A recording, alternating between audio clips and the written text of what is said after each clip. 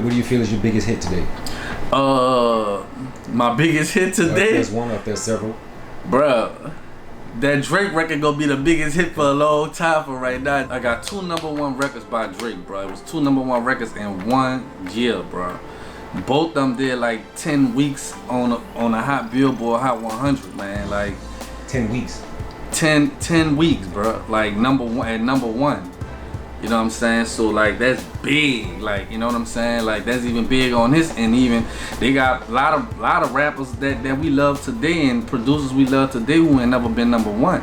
Yeah. You know what I'm saying? Like I don't even think Juvenile even had a #1 record, and that's my dog. Gotcha. Man, and Fresh never had no #1 record like that. Like I think he probably topped at #3. Everybody get your motherfucking roll on. But by Drake saying, "Let me get your roll on," that kind of like put him in the ooh-ah, because Manny got paid for that. Just for Drake saying, "Everybody get your motherfucking roll on." And Manny was able to walk on stage with me and Weebie and receive his ooh-ah. And then you hear the story about, I don't know if you told it before, about how it came about Happy. When a nigga called and said, "Man, I need some authentic bounce shit for this Drake record," they called Weebie. Weebie got him in touch with Blaq Nmild.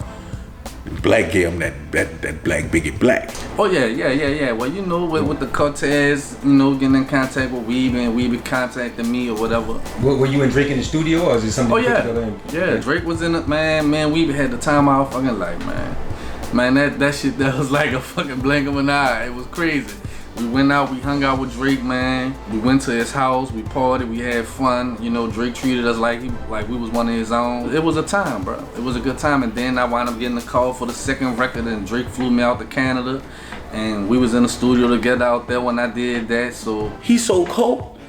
Like "You're the only one I love. You're the only one that I can trust." That shorty, Blaq did that shit. The nigga, he's a genius. That was called a musical genius. Musical geniuses. When the tracks came about, was he a part of the track making process, or was it one point and he was like, "Bam, listen to this," and he heard it? So he, because I was asking because I was wondering what was his reaction to it when he first heard it. So my thing was, me, Drake, and Weebie was in the studio at 40. And we listened to what we did once we came back from the studio, and we listened, and Drake even listened to it with us. Like when we first linked up, I remember Fawd was in the room and he was telling us like, "Man, Drake been turning down a lot of shit lately. Like I don't want to say no names from who and what, you know what I'm saying? But he was just on that level, like where he was trying to. I guess he was just trying to be perfect, bro, because that Scorpion album is like that's like one of my favorite albums of all time. And I'm not just saying that because I got credit on it, but an overall project, man, like that was fucking incredible. That was an incredible album, and Drake did a lot of sampling, and he paid a lot of people from that Scorpion album. That probably be his biggest album right now. Gotcha. Out of all his albums, that's his biggest album. And man, it was there was a good awards experience. and things that came out of that song. Right? Hell yeah, That's the one with God Playing and all that on it, man. Like, that's when Drake like turned to like a whole nother like what the fuck? Like, who is he? You know what I'm saying? So what does he think about New Orleans? Does he like New Orleans? Drake loved New Orleans, man. Drake came down there. Drake probably was full of that alcohol one night, but Drake was like, "Man, I'm about to buy me a house down here." Yeah, he bad. Yeah, guess who's bad? Biggie, Black. Chilling out here with the super producer Blaq Nmild. You know he a genius, no limit forever. What we got out here, Blaq? Man, we holding it down, man. Calabasas live. You heard me in the studio, holding it down, no limit forever. In the studio going hard with Blaq Nmild. He just finished up the Marcus Clay project. Like when I signed to No Limit, like I wasn't even supposed to be a rapper. I wound up being an artist as well.